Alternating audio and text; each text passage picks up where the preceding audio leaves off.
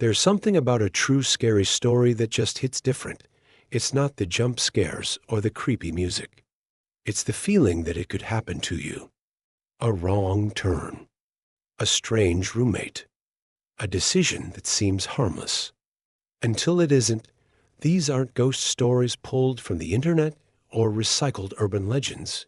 They're real accounts. From real people. Who, for a few terrifying moments, found themselves in the kind of situations we all hope we never have to face. So turn the lights down, get comfortable, and listen closely, because these are 3 disturbing true scary stories. Story 1. The Wrong House. This happened 3 years ago in a quiet suburb of Minnesota, and I still get chills thinking about it. At the time, I was working for a non-profit that delivered groceries to the elderly.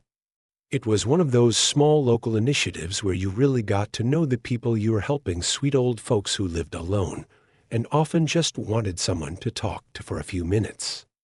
There was one woman, Mrs. Elaine Tucker, that I'd been delivering to for a couple of months. She was 84, sharp as a tack, and always insisted on giving me these little hard candies in a bowl by her front door, the kind no one actually likes, but you'd eat one anyway just to make her smile. Her house was this old blue craftsman-style home that sat at the very end of a cul-de-sac. Peeling paint, overgrown bushes. It had a kind of haunted charm to it, but she kept it clean, always waiting at the window with a warm wave when I arrived. One Tuesday, I had a particularly rough day. Meetings ran late, traffic was a mess, and by the time I got to her neighborhood, the sun was already down. There was heavy fog, the kind that makes streetlights look like smudges on frosted glass. When I pulled into the cul-de-sac, I was distracted on the phone with my sister, trying to coordinate something for my mom's birthday. I barely glanced up when I saw the blue house at the end.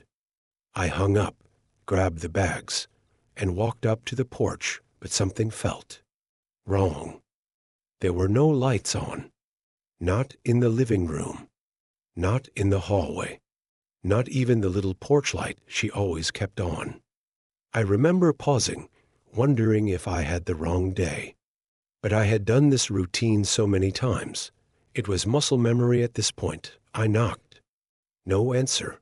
I knocked again, louder this time. Still nothing. That's when I noticed the door was cracked open. I hesitated. Maybe she'd fallen? Maybe she was in trouble. So I pushed the door open and stepped inside. The smell hit me first, musty and damp, like an old basement left to rot. Then the sound, faint creaking from upstairs, as if someone had just stepped lightly on an old floorboard. I called out, "Mrs. Tucker?" Silence. I flicked on my phone flashlight. The furniture looked different. The hallway was too narrow. There were no family photos on the wall like she always had. My heart started pounding. This wasn't her house. I backed up slowly, only for the door behind me to slam shut with a force that shook the floorboards. Then I heard footsteps above me. Slow, deliberate. I turned and ran straight into the kitchen, looking for a back door, a window, anything. That's when I saw it, a photo frame on the counter, face down. Something told me to look. I picked it up with shaking hands, turned it over. And it was a picture of me, standing on Mrs. Tucker's porch, from earlier that week. The footsteps were getting closer. Right above the kitchen now, I found a window, yanked it open, and jumped, scraping my arm on the way down, but not even feeling it. I ran all the way back to my car, dropped the groceries, and peeled out of there like my life depended on it, because maybe it did. The next day, I went back in daylight. This time, I made sure I was at the right blue house. Mrs. Tucker opened the door, same sweet smile, candy bowl in hand. I didn't tell her what happened. I didn't want to scare her. But I glanced down the cul-de-sac at the other blue house that looked eerily similar. The one that hadn't been lived in for over a decade. I never took the same delivery route again. Story 2. The Camp That Wasn't There. Back in 2017, my girlfriend at the time, Jenna, surprised me with a weekend getaway for my birthday, just the two of us, off the grid, in a rented campervan traveling through Northern California. I'd always talked about wanting to disconnect, to get lost in nature, and she delivered. We spent Friday night parked near Mount Shasta, roasted marshmallows, shared wine under the stars. No phones, no traffic, no city buzz. Just quiet and each other. The plan was to drive up early Saturday to a spot Jenna had read about on a Reddit camping forum, a place called Grizzly Hollow. She said it was ultra-secluded, not on Google Maps, and that made me nervous. But the reviews were glowing, and we had downloaded offline maps just in case. After 3 hours of winding dirt roads, detours, and a sketchy-looking bridge made of rotted wood planks, we reached a small clearing by a stream. It was perfect, but also a little too perfect. There were signs someone had been there recently. A burnt-out campfire, still warm. Half a bottle of bug spray, even a hammock tied between two trees still swaying. But no one in sight. No tent, no people. No voices in the distance. We figured someone had just gone for a hike. By dusk, we'd set up, cooked dinner, and were enjoying the stars when we heard it. A single, sharp whistle. The kind you'd use to get someone's attention from a distance. We both froze. Maybe hikers? Jenna whispered. But we hadn't passed a single car or person for hours. There was only one road in, and it was barely a road at all. 10 minutes passed. Then another whistle, this time from the opposite direction. We went inside the camper, locked the doors, and turned off all the lights. My heart was pounding in my throat. I peeked out the window and saw nothing. Just trees. The moon. Then something moved. A shadow fast and low to the ground darted from one tree to the next. Jenna whispered, "Did you see that?" Before I could answer, the camper shook. Not like a gust of wind. This was controlled. Measured. Like someone had pushed it. I grabbed a flashlight, flicked it on, and aimed it at the front windshield, and that's when I saw it, a handprint. On the inside of the glass, not ours. I could barely breathe. I swung around with the flashlight and checked the rest of the van. Nothing. The windows were all locked. The back doors secured.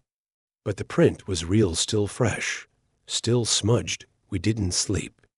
Just sat there, whispering theories, waiting for sunrise. A first light. We packed everything in under 10 minutes.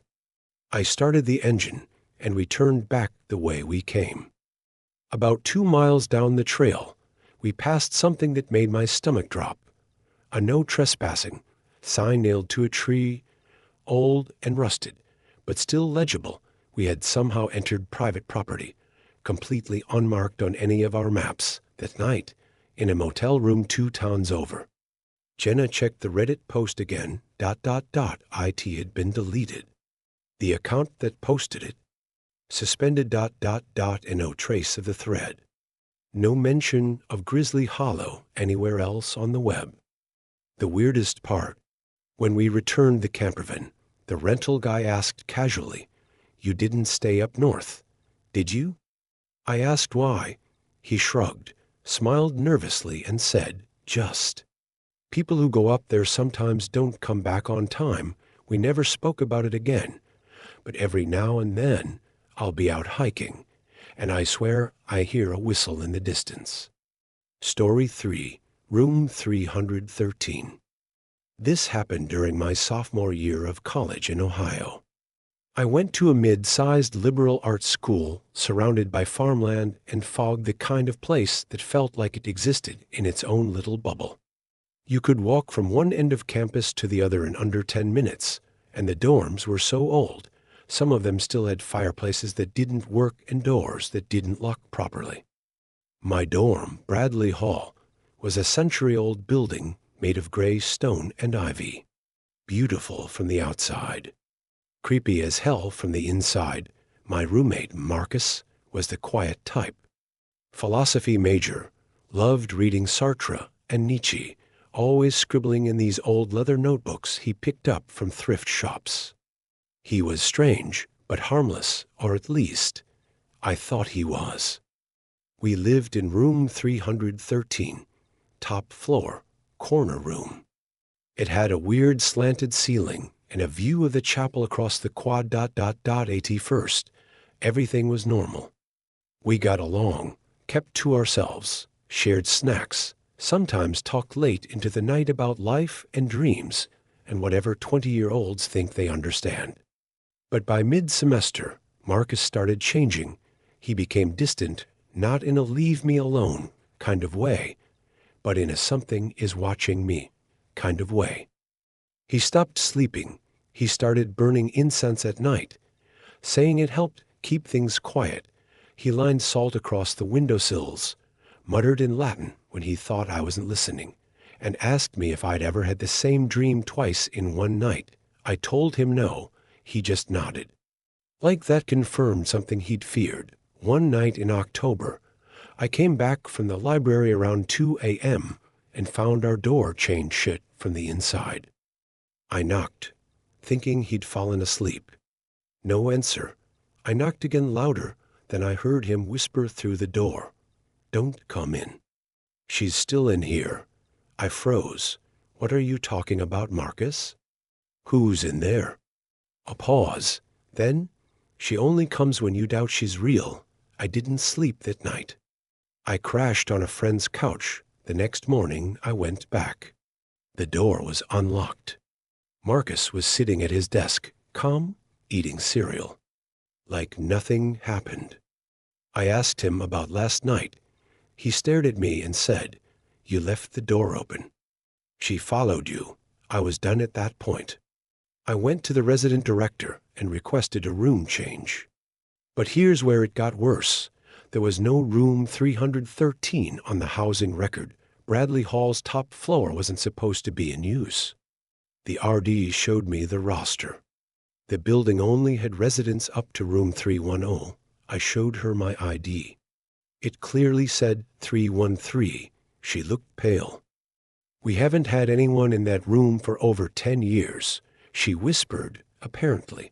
Back in 2007, a student had a breakdown and was found days later in room 313. Scribbling pages and pages of a journal in a dead language, pages that described a woman with no face who visited him at night. His name? Marcus Fields." I couldn't breathe. My Marcus, same name. I showed them his stuff. The RD brought campus security. But when they entered the room, it was empty. No clothes. No notebooks. No toothbrush. Like no one had ever lived there. There was just one thing left behind. A note on my bed. It read, "I told you she comes when you doubt. Double quotes. To this day. No one believes me. They said it was stress. Lack of sleep. Hallucination. But I know what I saw. I know what I heard. And sometimes, when I dream, I see her too. She has no face. But somehow, I still know she's smiling."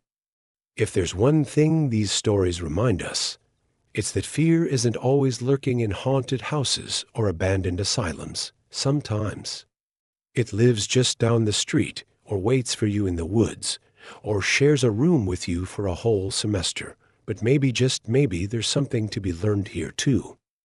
Trust your gut. Speak up when things feel off. And never, ever ignore the little signs. Thanks for listening. And if you've got a disturbing story of your own, you're not alone.